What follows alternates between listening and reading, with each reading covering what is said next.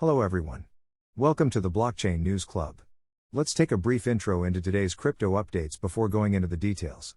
SEC Commissioner Hester Peirce said on Friday that the U.S. Securities and Exchange Commission did not seek to communicate with the cryptocurrency sector before initiating this week's unregistered securities crackdown on staking as a service. PayPal has stopped working on its upcoming stablecoin due to the recent crackdown on crypto by U.S. regulators. U.S. states Missouri, Montana, Oklahoma, and Mississippi are offering tax breaks to commercial mining companies that have grown rapidly after China's ban on Bitcoin mining. Ripple CTO David Schwartz and Bitcoin analyst Tuur Demeester engaged in a discussion on whether Ethereum is a security or commodity. John Deaton, 5 other XRP holders, filed the motion on behalf of 75,890 XRP holders from the US and 143 other countries. Bit2Me, a cryptocurrency exchange located in Spain, has launched a new Mastercard debit card to enable users to purchase goods using XRP. Before we dive deep into today's updates, please subscribe to our Blockchain News Club channel. It will help us immensely. Commissioner Peirce claims that the SEC did not consult with the industry prior to Kraken's staking fees. The U.S. Securities and Exchange Commission did not attempt to contact the cryptocurrency industry before launching this week's crackdown on unregistered securities for staking as a service, according to Commissioner Hester Peirce on Friday. At a student conference at the University of Pennsylvania, Peirce identified the most recent instance of enforcement-based regulation in the market for digital assets as the case brought by the nation's top securities regulator against the Kraken cryptocurrency exchange. Kraken paid $30 million and stopped operating in the United States on Thursday after the SEC accused it of violating federal securities law. According to Peirce, we had not attempted to sit down with industry participants to talk about staking, the process through which cryptocurrency owners assign their tokens to validators in exchange for cryptocurrency rewards. The SEC has long known about staking, according to her, and its decision to act now was arbitrary, just like the way Kraken's staking operation was picked out. In essence, yesterday's decision was to just shut it down. That's not going to work, the commissioner stated. She was particularly outraged by the binding terms of the settlement. She claimed that because it has vowed never to resume its staking business for American consumers, it cannot even pretend to be conducting business legally in the eyes of the SEC. Under the direction of Chairman Gary Gensler, the SEC has taken a decisive stance in its oversight of the cryptocurrency industry. Peirce has long been a vocal opponent of the agency's encryption practices. PayPal halts stablecoin development amid regulatory crackdown on crypto. The current assault on the cryptocurrency industry by U.S. regulators has reportedly caused the fintech giant PayPal to halt the development of its stablecoin. The blockchain company Paxos Trust Company, which is under investigation by the New York Department of Financial Services, was a collaborator in the stablecoin's development. Bloomberg reported that PayPal intended to introduce its new stablecoin in the upcoming weeks. According to a source with knowledge of the situation, the decision to postpone the stablecoin debut was made because regulatory oversight of cryptocurrency companies has intensified since the year's beginning. This includes the NIFE's investigation into Paxos and the contentious $30 million settlement with cryptocurrency exchange Kraken, which called for the termination of all staking services in the U.S. Traders and investors are lining up at DeFi staking methods to meet their staking needs as a result of the renewed assault on centralized cryptocurrency corporations. Amanda Miller, spokeswoman for PayPal, said that we are exploring a stablecoin.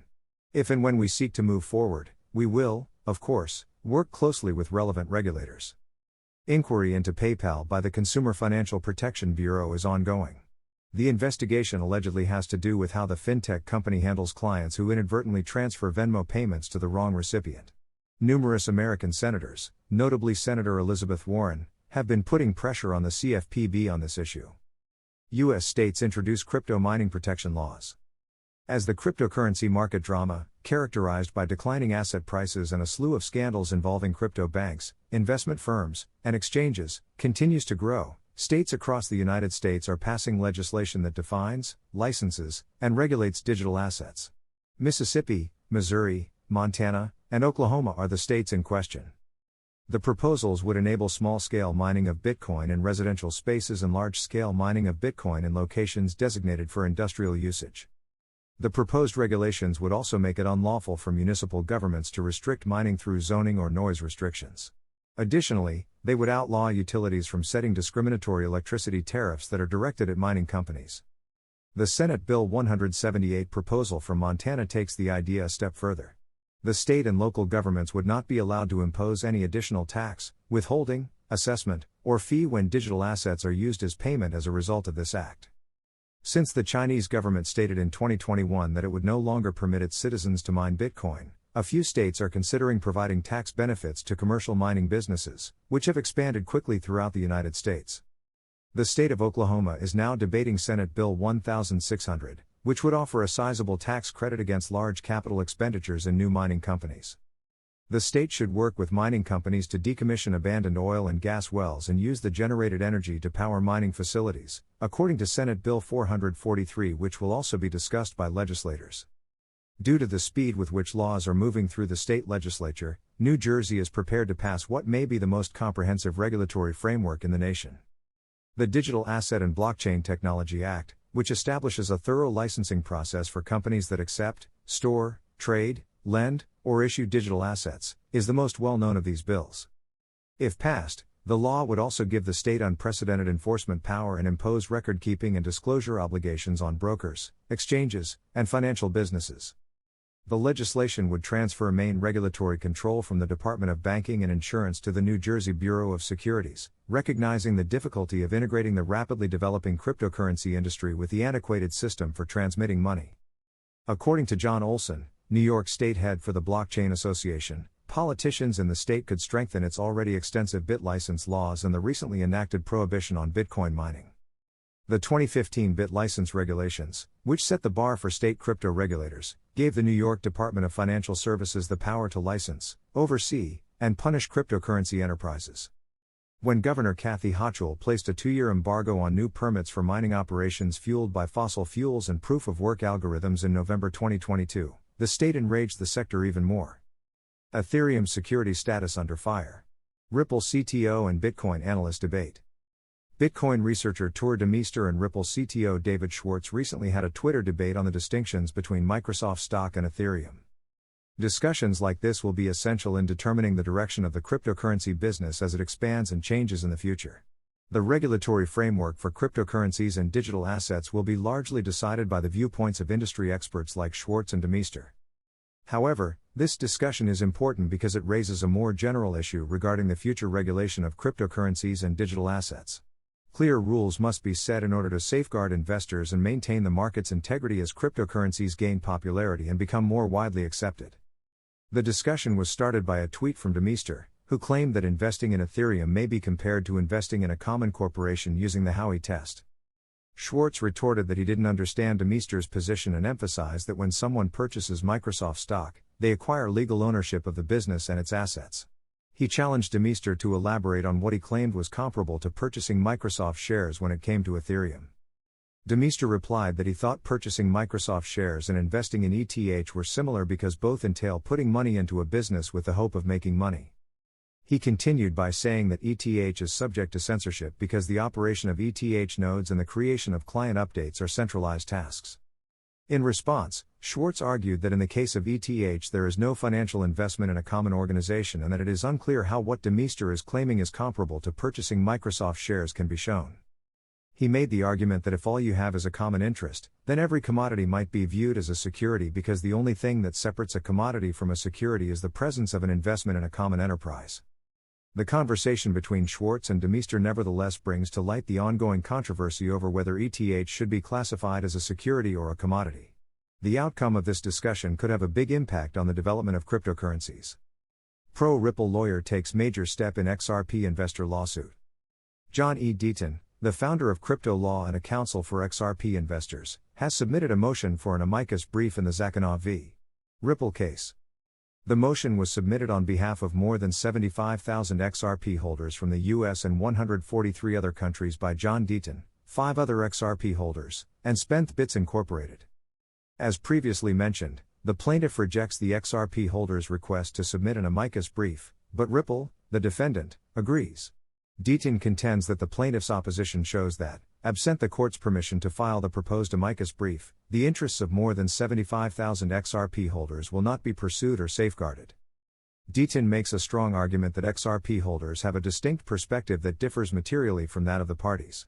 The lead plaintiff bought XRP between January 1 and January 16, 2018, and sold at XRP between January 9 and January 17, 2018, he continues. This meant that he had only recently, about 2 weeks ago, purchased any XRP. The proposed Amici and the other 75,890 XRP holders currently own XRP, Deaton stated. He continues by saying that the XRP of 2018 and 2023 are different due to changes in XRPL technology and XRP's use cases. Additionally, numerous XRP holders obtained the cryptocurrency for a variety of factors that the plaintiff was either unaware of or chose to overlook. Deaton mentioned the fact that many XRP holders use the currency to pay for common products at different stores in place of cash. He provides a compelling argument for why the court will gain from the participation of XRP holders, to dispel some misperceptions on the plaintiff's part. Plaintiff falsely alleges that XRP is not decentralized like Bitcoin because he only possessed XRP for 2 weeks 5 years ago, said Deaton. The plaintiffs in the Zakhanov v.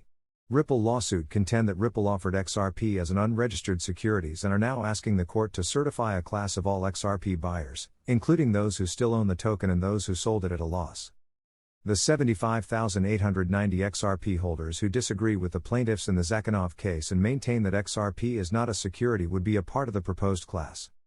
According to John Deaton, the court shouldn't certify the class because, unlike the minority of XRP holders in the Zakhanov case, the majority of XRP investors worldwide disagree with the assertion that the cryptocurrency is an unregistered security. Spanish crypto exchange launches XRP debit card, with up to 9% cashback.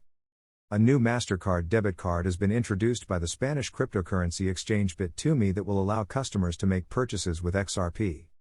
In accordance with a recent announcement, consumers can use the Bit2Me card, which operates on the Mastercard network, to pay in more than 90 million retail locations worldwide. The Bit2Me card is available virtually in addition to physically, enabling users to make purchases using their smartphones and smartwatches, according to the statement. According to the release, customers will receive 9% cashback every time they use the card to pay for items in person or online.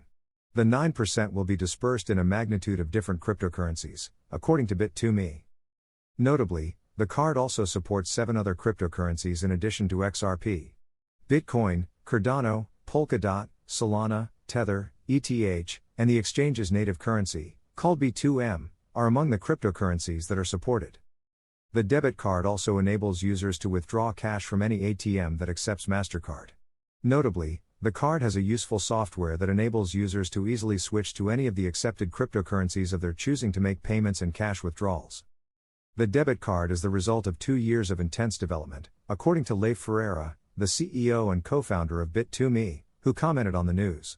After 2 years of intensive research and development, according to Ferreira, Bit2Me has finally discovered a means to incorporate cryptocurrencies into the Mastercard network. To do this, we had to alter the transaction flow so that users could use cryptocurrencies to pay for goods and services promptly and transparently.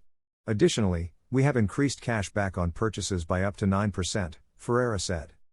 Additionally, according to Bit2Me, the card has high security protocols and other capabilities, such as the ability for users to lock and unlock the card and set a usage cap. In the upcoming months, Bit2Me plans to release more noteworthy features. The finest debit card was also mentioned since it combines crypto with Mastercard, a payment giant in the conventional banking world. Our goal is to make cryptocurrency use more accessible to everyone. The Bit2Me card makes it simple and quick to use Bitcoins in daily life, according to co-founder and COO Andre Manuel. Users can buy, sell, and trade cryptocurrencies including Bitcoin, Ethereum, XRP, and other digital assets on the Spanish-based cryptocurrency exchange Bit2Me. The exchange asserts to be the first business designated as a provider of virtual assets by the Bank of Spain. Notably, Bit2Me is not the only cryptocurrency-related business that has given cashback rewards to customers who use their cryptocurrency-linked debit card. Uphold, a cryptocurrency trading platform, provided a 4% cashback incentive for debit card customers last year.